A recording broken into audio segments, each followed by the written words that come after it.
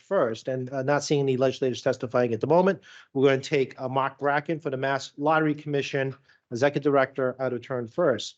Mr. Bracken.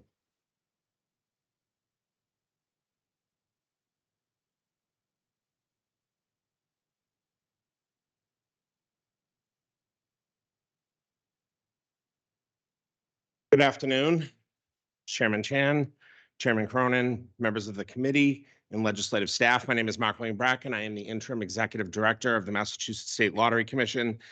Thank you for your opportunity. I'm going to provide testimony on 4 bills today: House Bill 255 and its companion bill, Senate Bill 170, which is the online lottery bill, as well as House Bill 256 and its companion bill in the Senate, Senate Bill 169, an act to modernize lottery operations. We appreciate the committee's consideration of these incredibly important matters. I'd like to start off the conversation by reinforcing the mission of the Massachusetts State Lottery, which is to provide revenue-generating gaming entertainment throughout the state through the sale of innovative lottery products and directly benefiting our communities. This is a mission we take very seriously. On another note, the lottery recently celebrated a historic milestone, as many of you are aware. We celebrated our 50th anniversary. Since our first ticket went on sale in 1972, we have sold over $143 billion in tickets. We've paid out over $100 billion in prizes. We have generated over $31 billion in unrestricted local aid to our 351 towns and cities across the Commonwealth.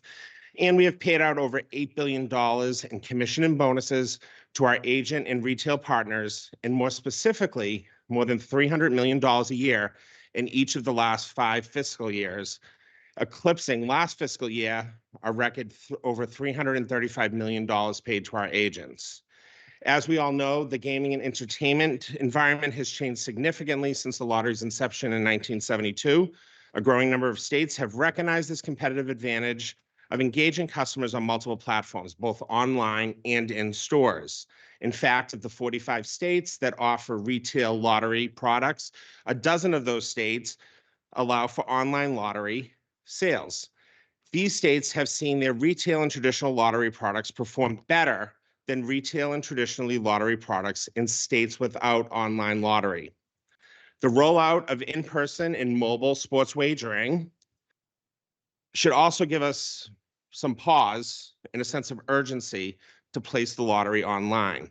While I'm pleased that the legislature has explored new ways to generate sustainable revenue for the state, we must work to provide the lottery an equal playing field. We have all seen the deluge of advertising by sports betting companies blanketing our airways. Sports wagering is projected to generate around $60 million a year. By contrast, the lottery produced approximately $1.1 billion in revenue for the Commonwealth last year.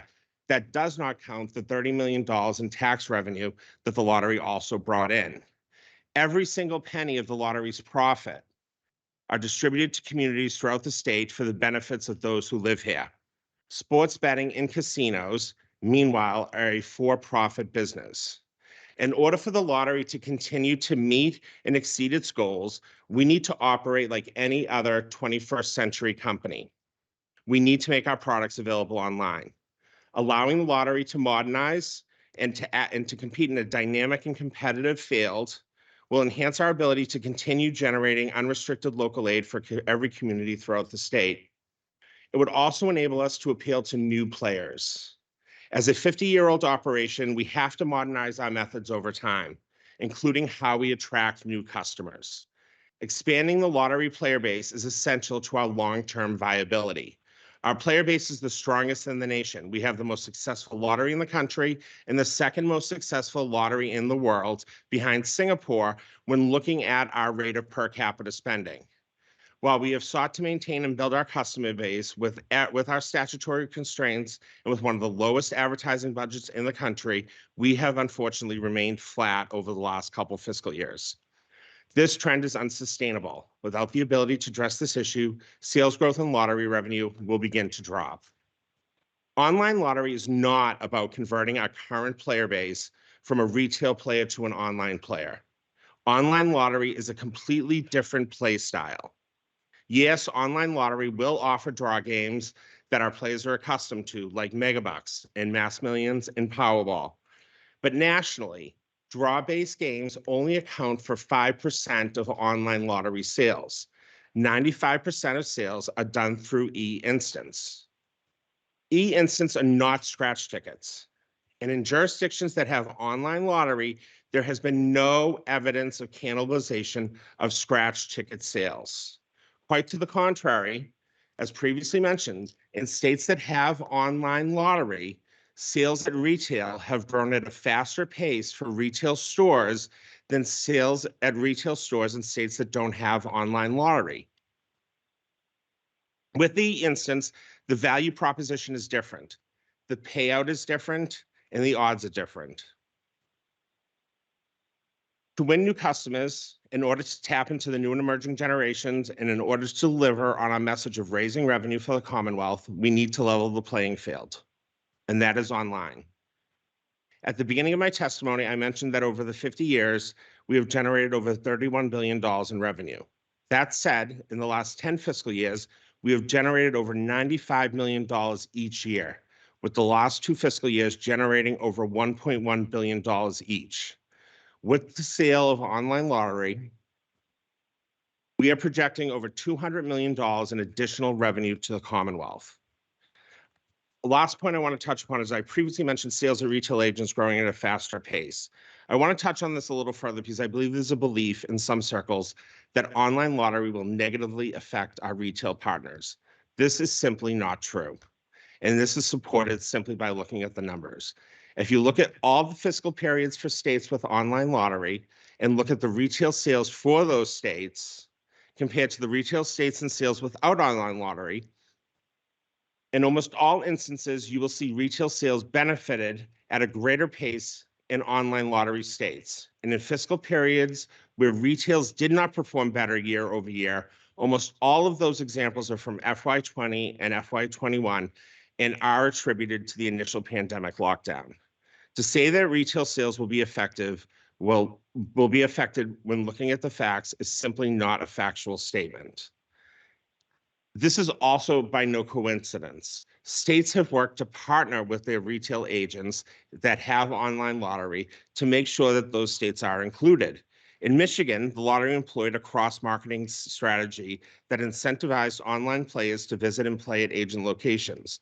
Michigan launched an online game card program, which allowed players to purchase these cards at retailers and provide the retailer with the mission with a commission, just like they would receive if the player bought a draw ticket or scratch ticket at the store. The Michigan Lottery also offers regular cross promotions that drive traffic to both the iLottery platform and traditional lottery retailers. Example of this would be if someone played $50 worth online, they would receive a $5 voucher that could only be redeemed at a retail partner store. There are examples like this in Pennsylvania, New Hampshire, Virginia, and all the other states that also provide online lottery. I can say with certainty, our agents, who have been the cornerstone of our lottery operations for the past 50 years, will not be left behind. Lastly, I would like to briefly comment on House Bill 256 and Senate Bill 169, which are the acts to modernize lottery operations. There are 5 small changes included in this bill in 5 sections of our statute, a couple of which I just want to highlight. First, the first section, our statute bars lottery employees from purchasing any of our lottery products, as it should. But this complicates some of our investigations. Our compliance and audit and our security teams do dozens and dozens of investigations each year. And in some instances, we need our investigators to be able to purchase a ticket due to the underlying cause of the investigation. This would simply correct that issue. One of the bigger complaints we hear for Section 2 is from our prospective agents and our municipalities regarding the requirement to post for new Keno agents in a newspaper of general circulation. This change would allow them to be able to post this notification online. Section 3 and 4, which affects all of your constituents. Section 3 currently says that no person shall be assigned more than one license to sell lottery. Unfortunately, the lottery is in violation of this almost every single day. This law effectively says, for example, that Stop and Shop can only have one location sell lottery when they all do.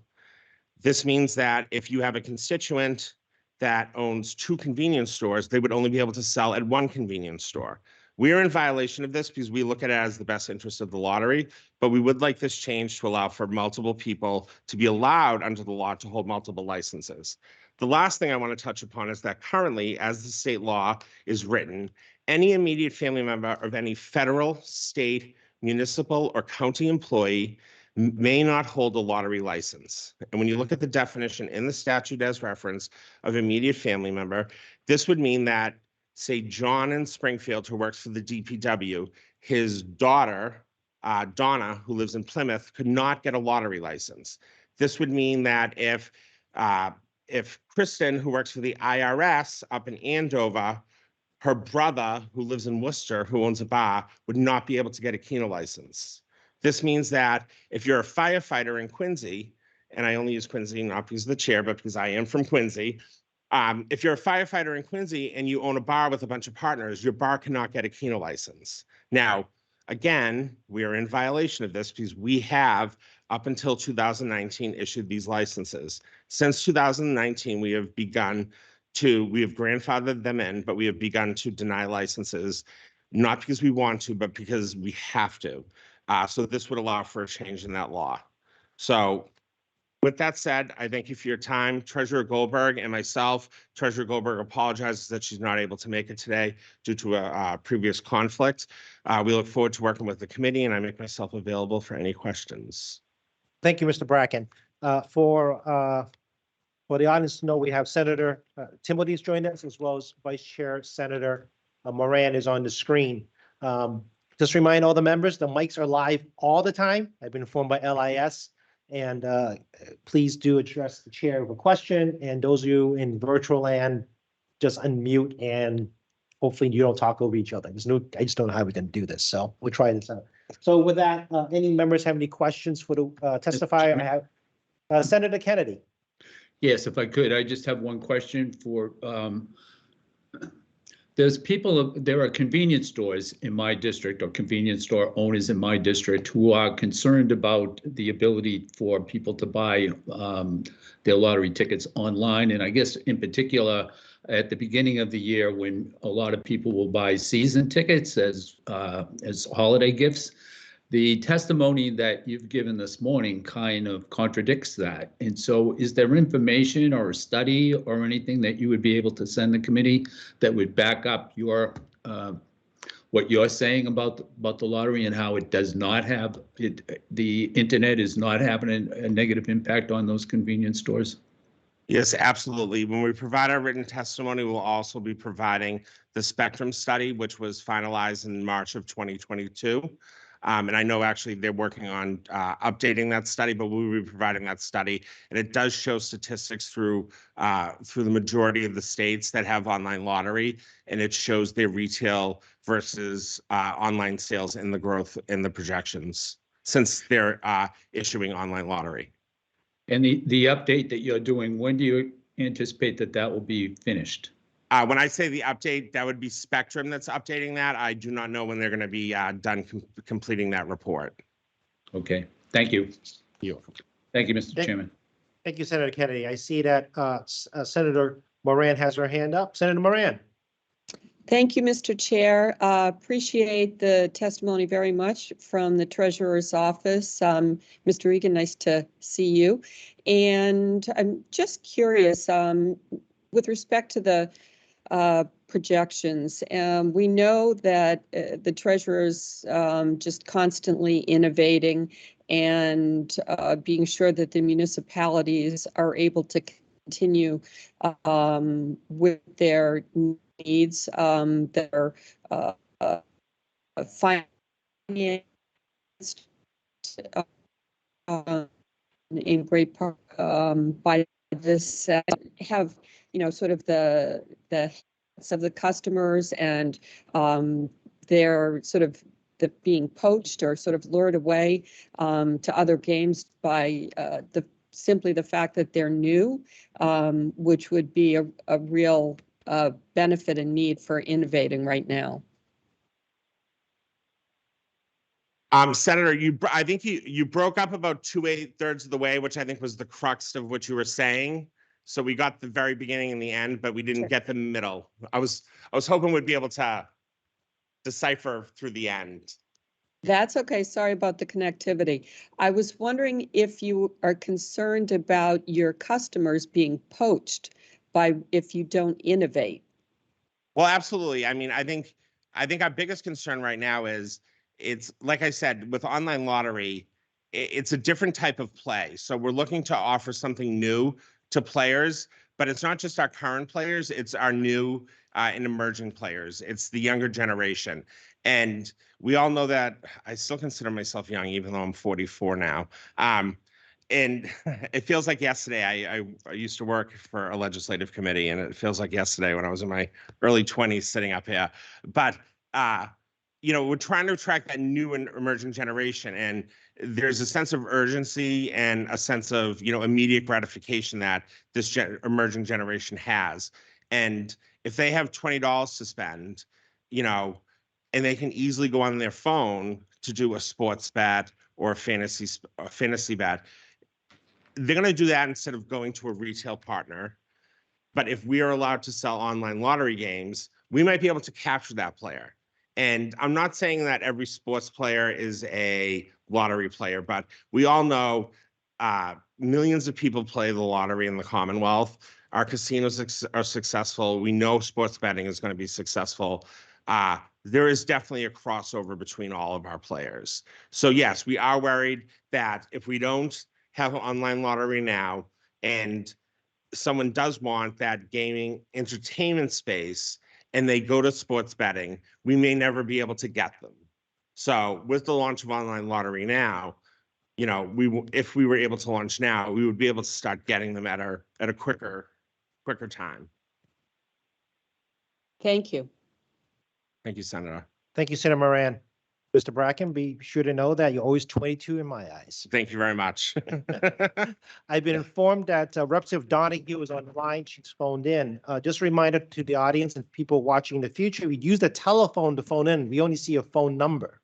So people testifying in the future, as well as members, you have to somehow get a hold of us to let us know through email, whatever, that you're phoning in as opposed to videoing in. That administrative issue aside, any other questions for the testifier? Representative Reyes. The 2 nights, how much would it be in the revenue? That is, With online lottery, yes. we believe after our first full fiscal year of running, that we will be able to bring in $200 million in profit, in additional profit revenue. So right now, last year we brought in 1.1 billion. So we're estimating a total of 1.3. Okay, thank you. And that's just after the first year. Representative LaBeouf.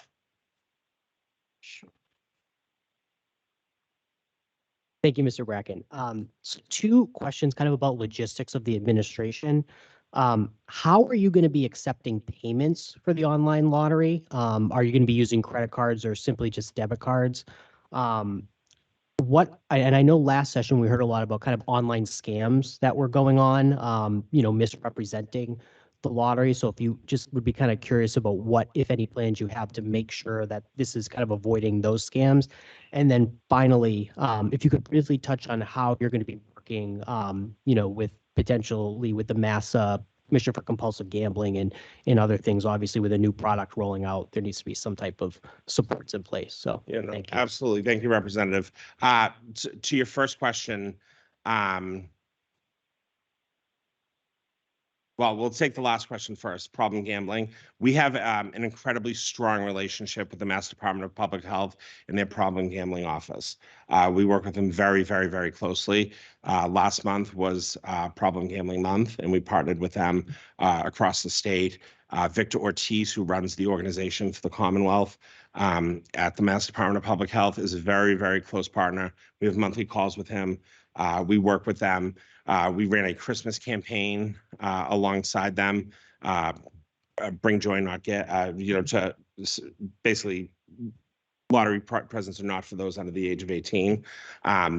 So we ran that. We provided the Mass Department of Public Health with over 10 million online impressions. We did radio ads in conjunction with them. We have a really, really, really strong working relationship.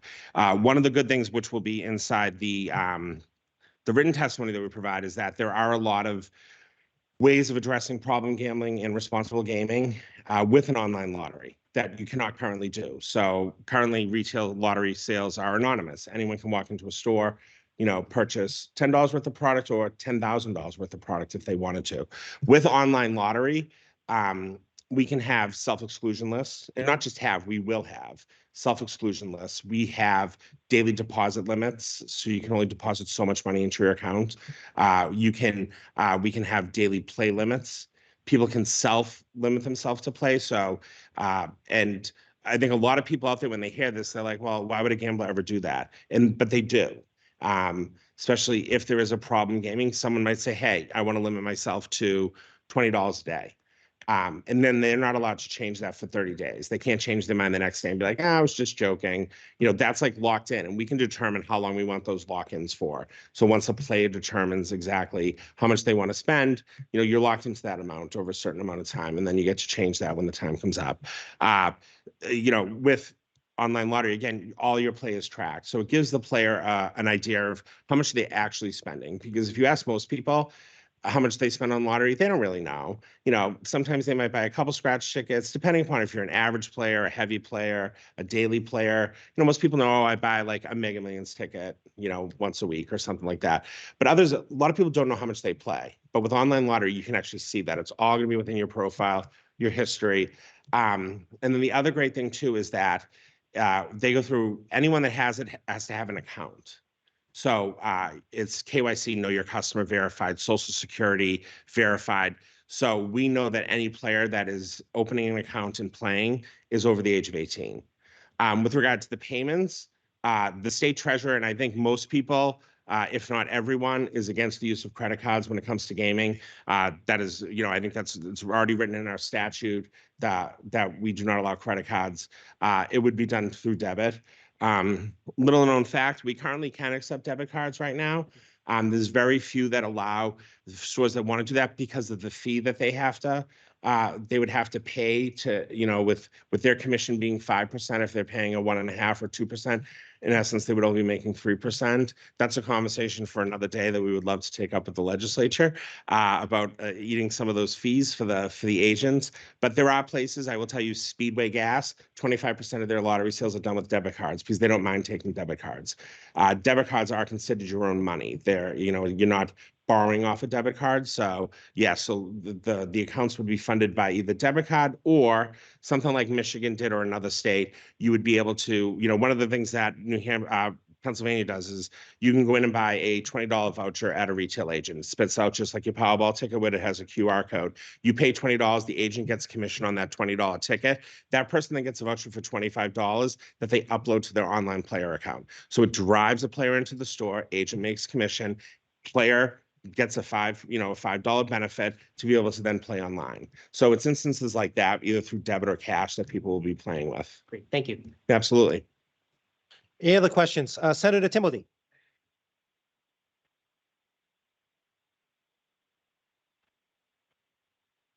Director Bracken, thank you very much. I must compliment both yourself and the treasurer. You're incredibly responsive Thank you. to the people that I represent. So thank you again. And as in the form of a question with the online gaming, and obviously cyber attacks, not the future, they're the present. We're all well aware of that, painfully so in many cases. What is the lottery doing and who are you engaging with? And I understand certain things you can't talk about in terms of cybersecurity for the lottery. Cool. So I can actually, so a little bit with that for the lottery in general, I can tell you that if you looked at the lottery 5 or 6 years ago, they were doing maybe the bare minimum when it comes to, cybersecurity. We have, over the last, I would say 4 years, we have built out our cybersecurity team to now five full-time employees of the lottery just dealing with cybersecurity. And that's in addition to the state resources and EOTs that we also, back up against in terms of cybersecurity issues. So we do have a handful of private vendors that we go through. We actually just went under a complete audit from a third party. We had a independent third party vendor come in to do a complete audit of our entire IT infrastructure. I can report that there were no, while there were always going to be issues, there were no immediate concerns or flags raised by the audit. So we were very happy.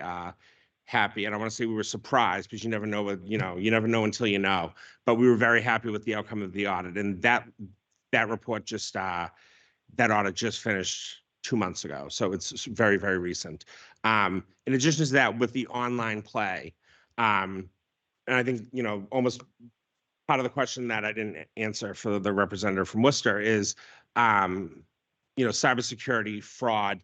We all know online gets constantly attacked. One of the great things with online lottery is that we will have to partner with a vendor for a platform. I believe some of them are going to testify today. We work with all the current vendors that are out there through other products, be it our traditional lottery, our scratch tickets. There's only a couple companies in the space.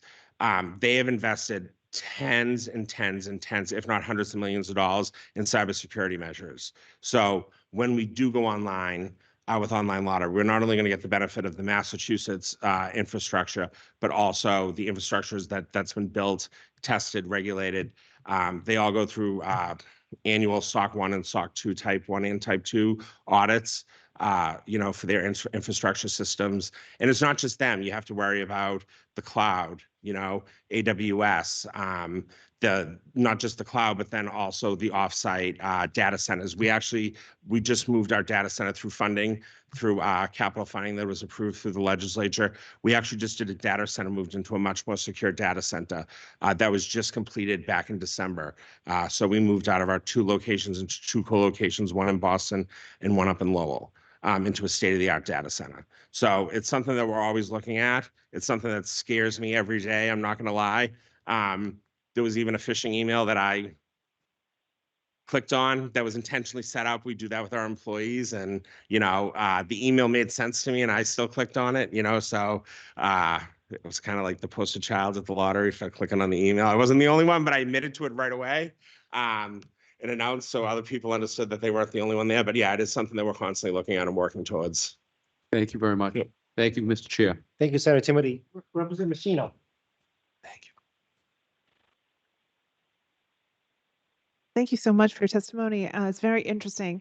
On that same theme, do you have regulations in place about how the lottery would use that information? Not just keeping it safe from hacking, but just assurances that the state would never do anything inappropriate or sell that information, or would make sure that third-party vendors wouldn't have access to personal information or use it. I mean, that's one of the big issues, I think, is that, and how some companies make their money is they have all that information about you, and then they are always doing ads to you and things like that. I just didn't know if you were prepared to, or ready, or close to a point where you could speak to something like that today. Yeah, so part of the language that's in the bill that the red line language that were proposed for, I think everyone is aware that we have these standalone bills, but the House is also included, House Ways and Means is included online lottery in the budget.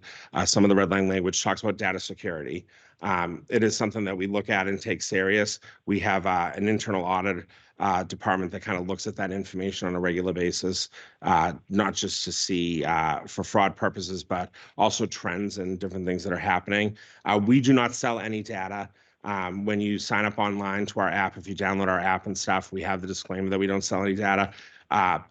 Even with data, it's somewhat infuriating, because we have those, if anyone plays the lottery, we have a VIP red carpet club, which is our kind of older member club, where we have hundreds of thousands of people in their emails. But because of certain federal laws, like we even follow the federal laws in this, because those people signed up before there was the optimized, click through, when we complete our new, we can't migrate them just onto our new system. We can't even touch that data, even though they signed up at some point, but it was before the whole check this to consent that you're signing up. So we can email. So it's one of those things where we're gonna have to, email them and say, hey, we have this new thing, we just can't, whereas everyone else, we're just gonna be able to transfer over because they've already consented to be part of our platform. So yes, we're constantly looking at data. With regards to third parties, the third party, I mean, I can say they don't sell the data, they don't. These parties only work in online, only work in lottery. These companies don't do anything outside of the gaming. It's not one of these omnibus companies that, have different kind of streams of businesses. They only work in the lottery. If, I believe some of them are testifying, and if they are, I would encourage them to maybe speak to that a little bit about their data security and what they do with data and different things like that. Thank you so much. Absolutely. Thank you, Representative. Thank you, Representative Machino. Any other questions from the members? Okay, Mr. Bracken, thank you for your testimony. Thank you for allowing me more than 3 minutes, and I was happy I got to be the first person to testify before the committee this legislative session. Thank you. Thank you. If anyone wants to find Mr. Bracken, we're more than happy to help any member find Mr. Bracken. Yep, Tacky knows where I live. Sorry. We can make a home visit. We can do that. All right, then. Now moving, no other elected officials nor appointed officials. All right, then. We're going to move on to a different section of the hearing. We're going to take Mr. Peter Brennan from the New England Convenience Store Association. He is on virtually. Mr. Brennan. Good afternoon, Mr. Chairman, and through you to the members of the committee. Can you hear me okay?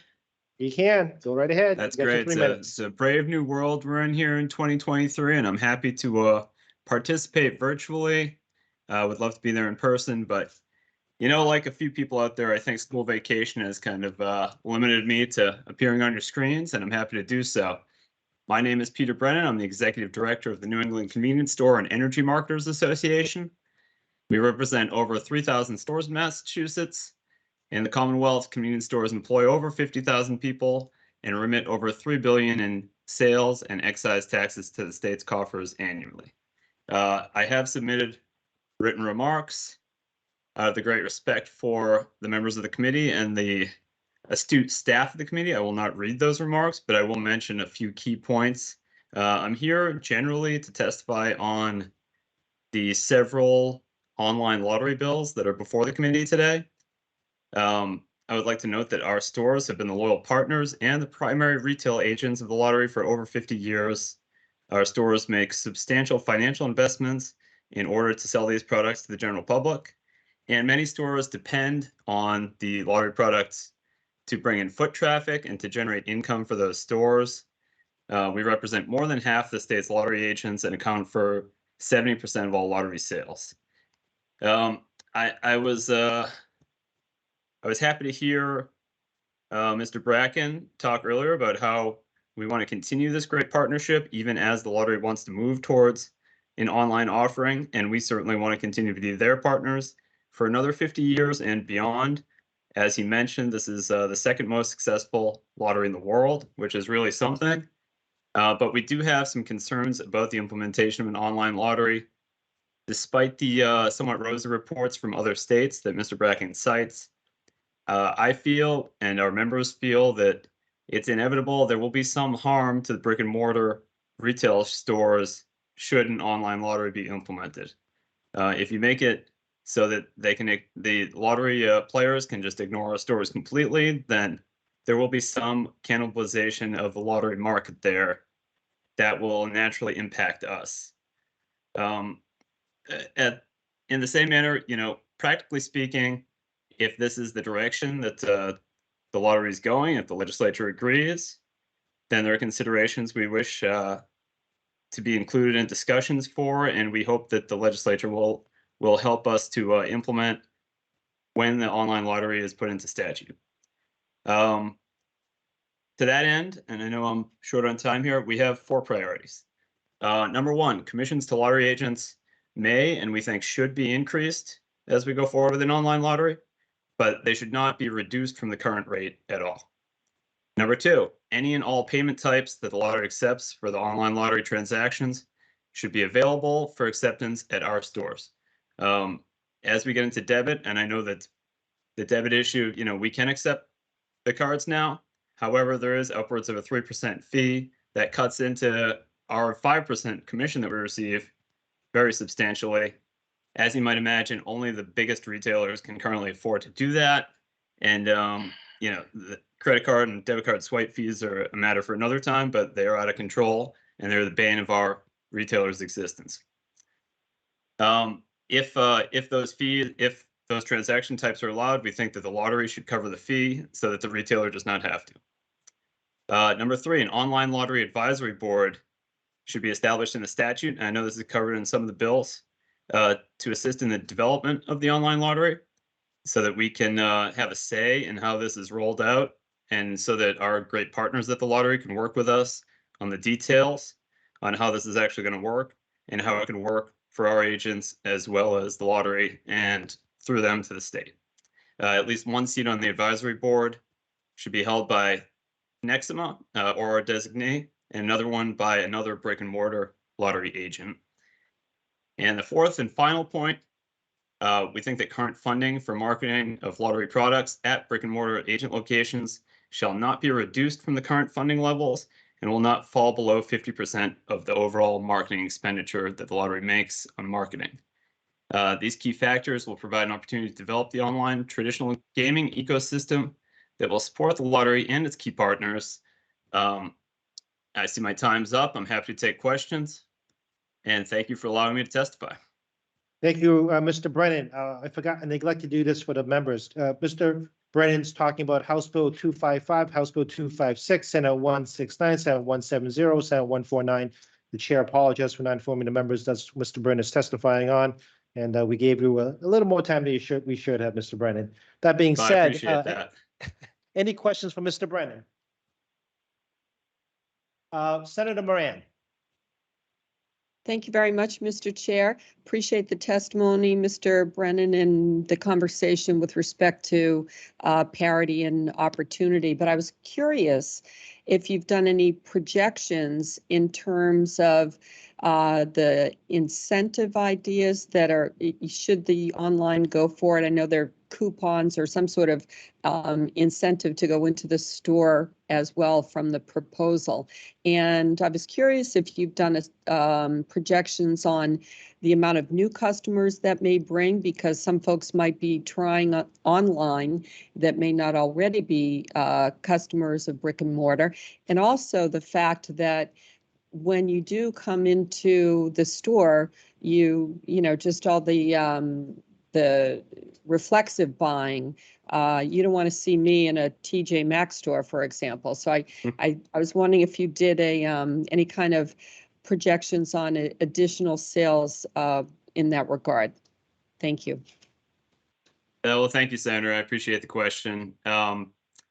You know, there are states that have implemented this, and we've certainly looked at those states. Mr. Bracken cited data from those states earlier.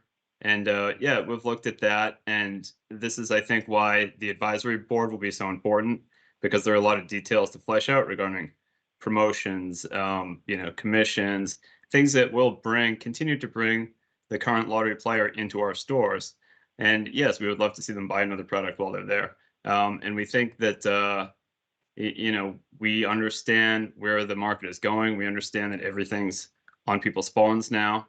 And to the extent that this can create new players and this can benefit our agents and the lottery and the state, then we support that. But, you know, there's certainly, as you can understand, a fear amongst our agents that have put in so much time, effort, money. These are their livelihoods at a lot of these stores, and they depend on the steady stream of lottery players and revenue that they get. So I think they have reason to be very concerned about this, and that's why I want to approach it cautiously and you know, really dig deep into these details from other states. And we want to have a role in guiding the lottery as they implement an online lottery, should it be authorized by the legislature.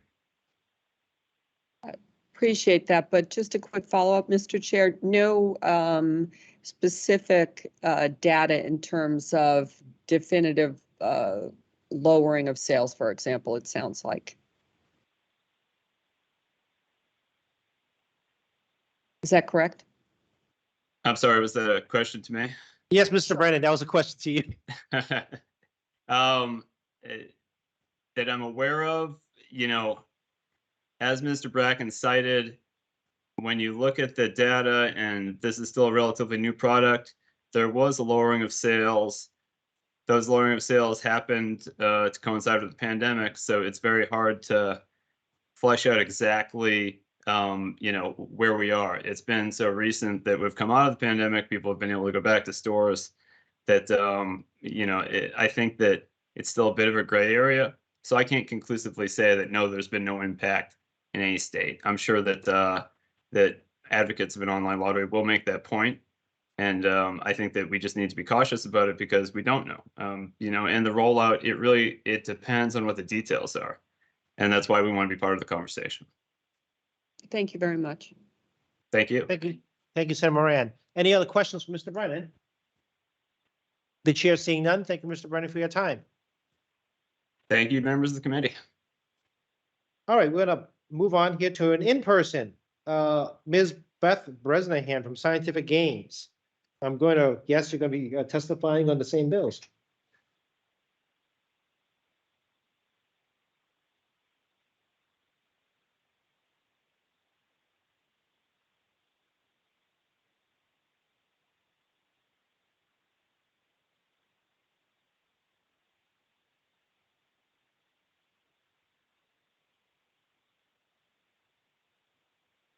Start the clock. All right.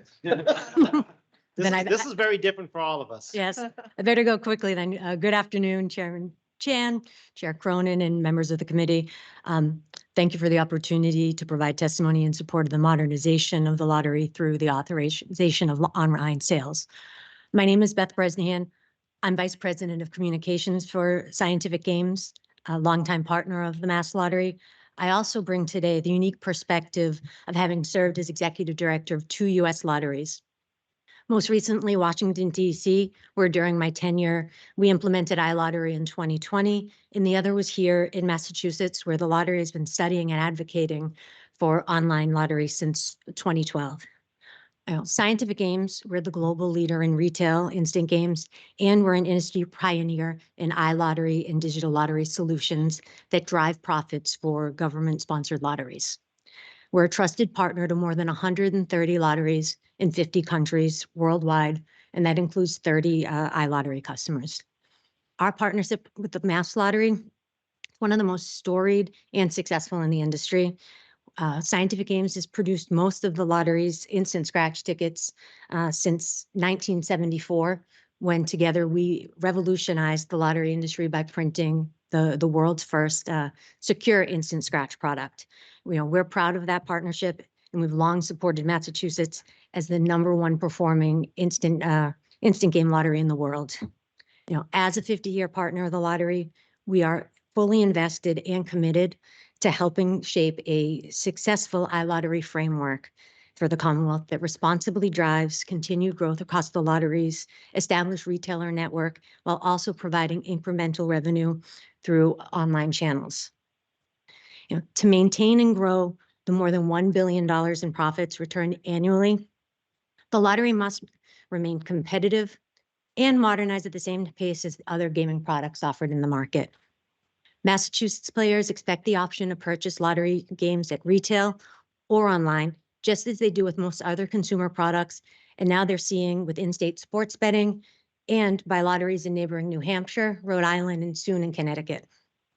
Offering online sales is essential for the lottery to market and attract new players, protect its brand, maintain its relevance, and continued growth in an increasingly competitive gaming market. Consumers in Massachusetts have many choices on how they spend their entertainment dollars, including state licensed casinos and sports betting, but none of those options return 100% of their net proceeds to fund public programs like the lottery does. It's imperative that the lottery positions its core retail business and its 7,500 small business partners for sustained success, while also introducing the brand to new online customers. Selling online is an important step for the lottery to market and deliver those products and programs across all sales channels while growing a new digital audience. I do have a number of best practices and considerations for the committee in my written testimony. I know that I'm running out of time, and so I mean, I'm happy to answer any questions about the benefits of that we'll bring to all lottery stakeholders, including, there's no cannibalization at retail in the 12 states that are offering online lottery, as well as the player protections that are in place, and can answer any questions. Thank you very much. I didn't know that the numbers behind me, until I look behind me and the bell does I go. tried not to look up. Yeah, so people in the audience will know there's a bell here and you can see behind me. So any questions for Ms. Bresnahan?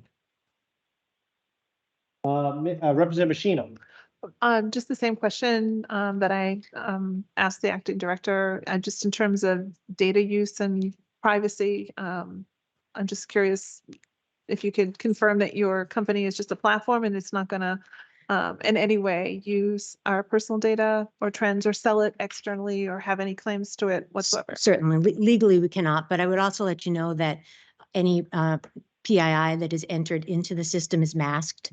So when information, when a player signs up for an account, they enter their information. The only information that is visible are last 4 digits of Social Security. We don't have any visibility into their banking information. So all of that is masked and is extremely secure. Thank you. Any other questions? Representative LaBeouf.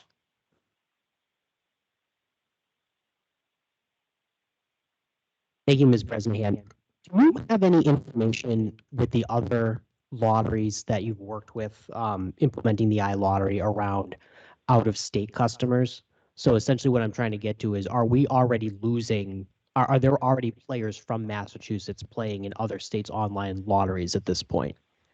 Well, to be able to place a wager, you have to be within state lines. So there's geolocation requirements. Mhm. It's quite possible that on borders, when I was in DC, which is the population increases twofold during the day.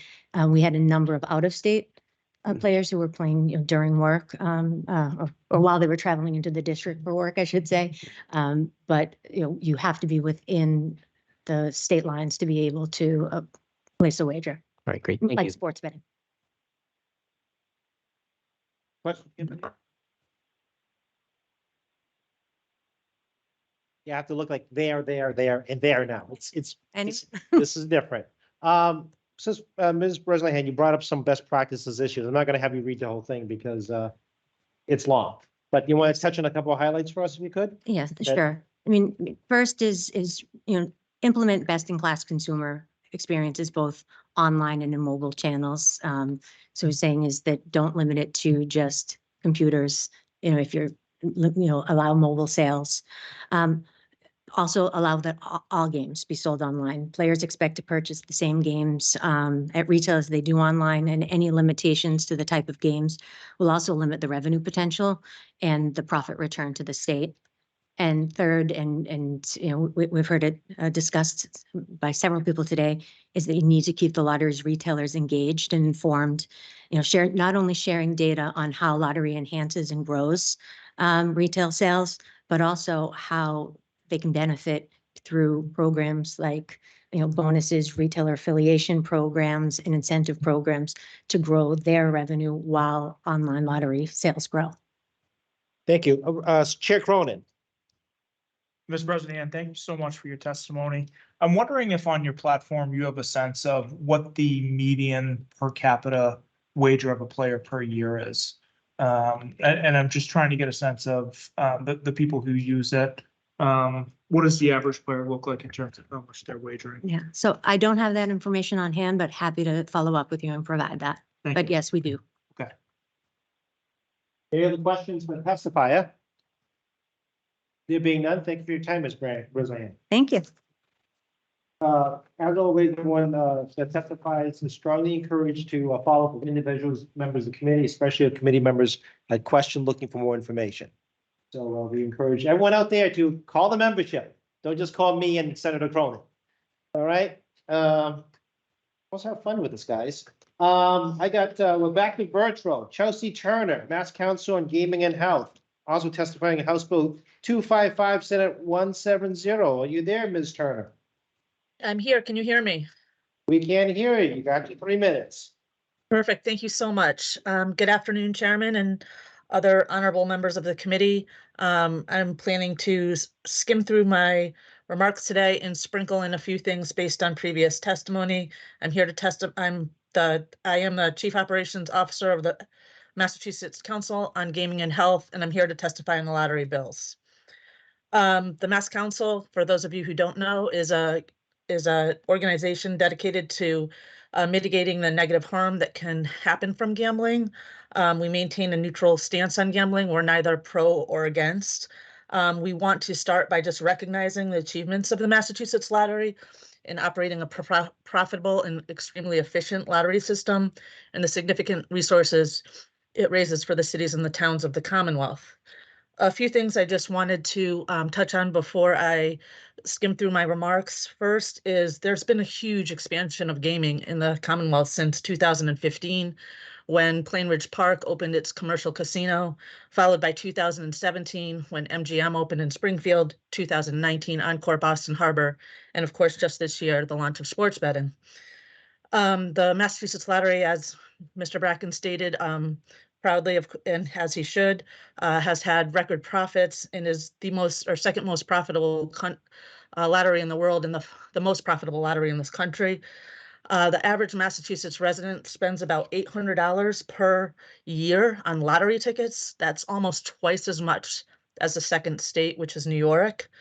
And since sports betting is launched, we have seen our calls to our GAM line, our live chat, and our request for voluntary self-exclusions more than double. So the need for resources is significant and great. There's a great job done by the state in promoting the helpline and participating in campaigns to make sure that those who purchase tickets are of age, but more needs to be done, particularly in the area of responsible gambling.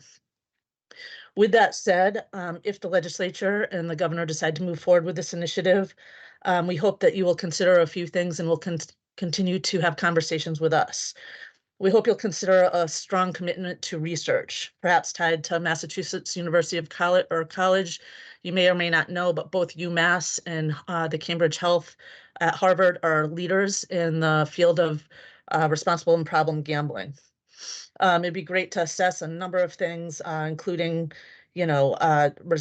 responsible in gambling behaviors, what's the short and long-term social and economic impact of online lottery, et cetera. You can see my remarks. Additionally, we would ask that any of the player data be anonymized and be stored and available for research, as has been done with casino gambling. Currently, that's stored within the MODE database at the Massachusetts Gaming Commission. Definitely more research is needed in the field as gaming expands at rapid pace. We hope you'll consider to evaluate the effectiveness of these programs that are the responsible gambling and the problem gambling programs. And we hope, of course, that you'll examine the risks and the benefits of online lottery. Further, we hope that you'll ensure that optimum consumer safeguards are put into place at launch.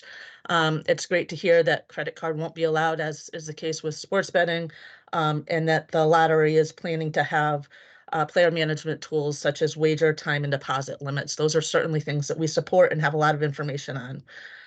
And we actually hope that you'll promote a 1-800 number that directs people to agents that understand gambling and can help locally, can point people to a local clinician or a local peer support group. We hope that marketing guidelines will be established. One of the things, and I would encourage you to do this if you haven't already, is many of the lotteries that do offer online products, you can demo their products. So if you were to go and look at the Michigan Lottery webpage, for example, you can look at their e-instant tickets. Arguably, maybe some of them might be a little bit more childlike than others. E-lottery tickets play differently than a regular scratch ticket. So we would want to make sure that anything that's on their webpage, of course, is adult-centered.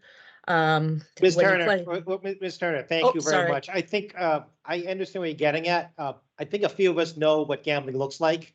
So Okay, sorry. You don't need to get into that level of detail.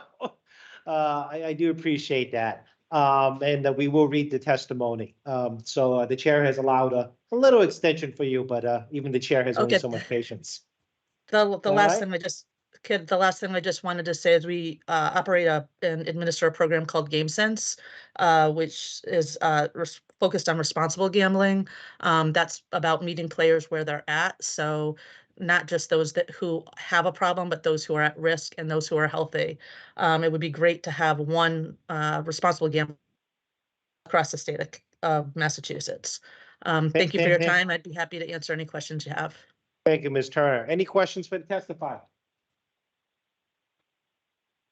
There being none, I don't see any on the screen either. Thank you very much for your time, Ms. Turner. Thank you for your time. All right, we're going to go back to in person. Mr. David Kaufman, Ms. Jackie Lavender Bird, Mass Municipal Association. You're also testifying on House Bill 255 and Senate Bill 170. How you doing? It's a new world we live in. Chair Chan and Chair Cronin again, and of course, the distinguished members of the committee, thank you all for your time. Thank you for being here. It's school vacation. This is awesome to be here for doing this. So thank you.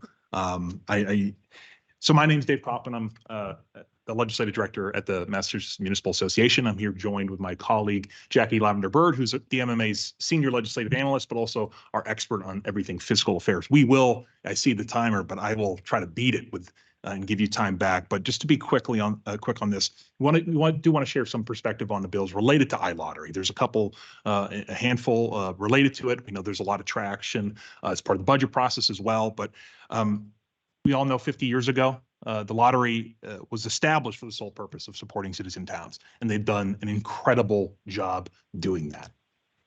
The lottery is a lifeblood to cities and towns through unrestricted general government aid. I know that may surprise you that we're going to be always talking about advocating for more unrestricted local aid, but again, it's so important.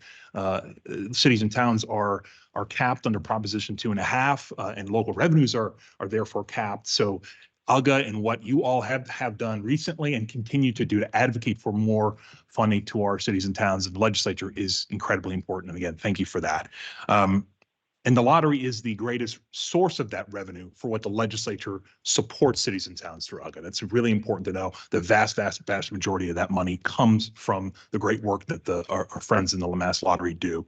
And we do appreciate the interest in expanding lottery operations to compete in this rapidly emerging market. But again, just because of the overwhelming needs of cities and towns, we want to make sure that to be consistent with the lottery's mission, that all proceeds for iLottery would similarly go to cities and towns. That's certainly incredibly important to the MMA and for cities and towns.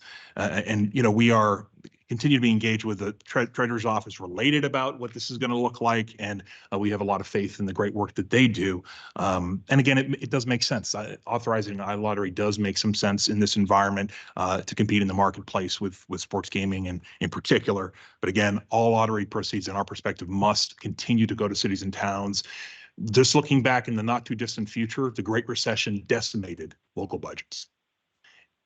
The fiscal or the unrestricted general government aid. Of course, we're going to be asking for more support this year, which we appreciate your partnership with.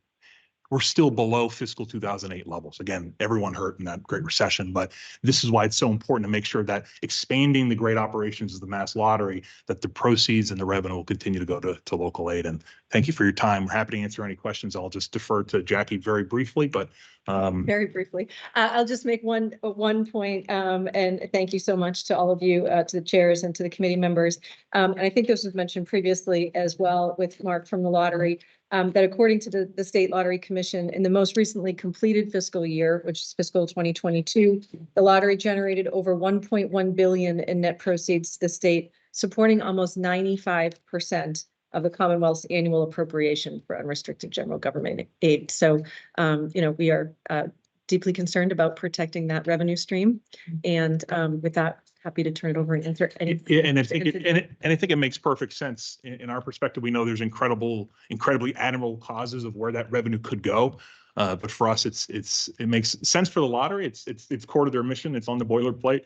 And then again, they've done such a fantastic job. But for our perspective, making sure this continues to allow all of you no matter what the fiscal situation looks like in the Commonwealth, to have that revenue to support cities and towns, strengthen that partnership is tantamount. So thank you. Thank you for the time. We're happy to answer any questions, but we appreciate it. We appreciate your efficiency.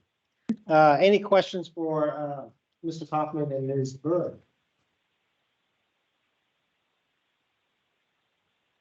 Wow. All right. How about that? Thank you for so much. Thank for your you. time.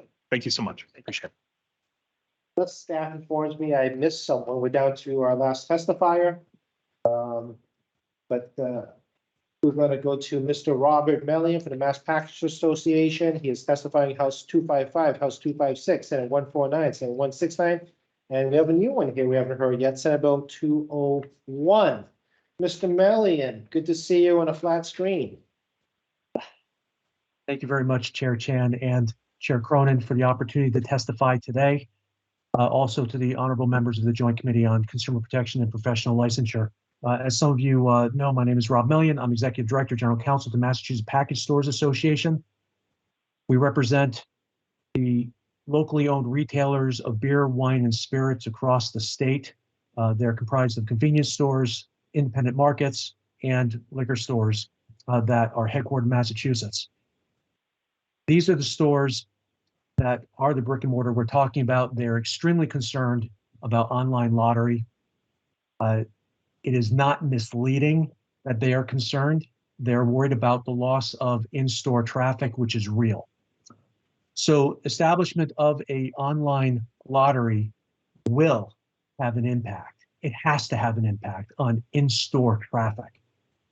And I want to jump to an issue that I think really needs to be discussed here. Pennsylvania, Virginia, Michigan, New Hampshire, Ohio, those are all control states. A control state is where the state is a market participant in retail. So yes, there would be a reduced level of impact to privately owned stores because the states are essentially the retailer. So they're competing against themselves. Here, what distinguishes Massachusetts is that we're talking about Massachusetts openly competing against privately owned retail using state dollars to advertise against them. That's what distinguishes this. And that's why you see stores all across the state up in arms about the potential of competing against online lottery. It's not going to be fair competition. And they recognize that. These are stores that are already experiencing tremendous pressure. They have taken numerous revenue hits. They have been hit with flavored tobacco bans. They have been hit with product bans. They have been hit with competition from cannabis. Cannabis has had a 5% to 6% impact on the alcohol beverages industry of Massachusetts. They have been hit with online illegal purchasing that remains unchecked. They've been hit with cross-border sales with New Hampshire. Cross-border sales with New Hampshire equates to over 22% of overall sales in New Hampshire. Actually, it's 55% of sales in New Hampshire. 28% are from Massachusetts residents who are buying in New Hampshire. These are the hits that retail is concerned about because these are the hits that they're taking. They've been hit with extension of drinks to go, high cost of electricity, labor costs. And now we're talking about competing against the state of Massachusetts for walk-in traffic into stores. That's why they're scared. And I think that they have a legitimate reason to be scared. These hits are equating to losses of stores. The last thing I just want to bring to your attention with my time up here is that loss of stores is real. Since 2018, 1/3 of the stores in the state of Massachusetts have turned over in ownership. For the last 4 years in a row, we have seen more than 200 stores transfer their licenses in the alcohol beverages industry. So 200, 200, 200, 200, 800. So the loss of businesses is very real to us, and that's why they're scared. And with that, I just want to restate, yes, we're deeply concerned about online lottery, and if it's going to go in this direction, please, let's find a way to keep locally owned retail alive in Massachusetts. Thank you very much for the opportunity to testify. Thank you very much, Mr. Mellion. I'll punch your frequent fire card a little later on today. actually, we've been joined by Representative Donahue in person. So she left the phone line and you all know what she looks like now, so you can put the camera that direction away from us. That being said, do we have any questions for the testify?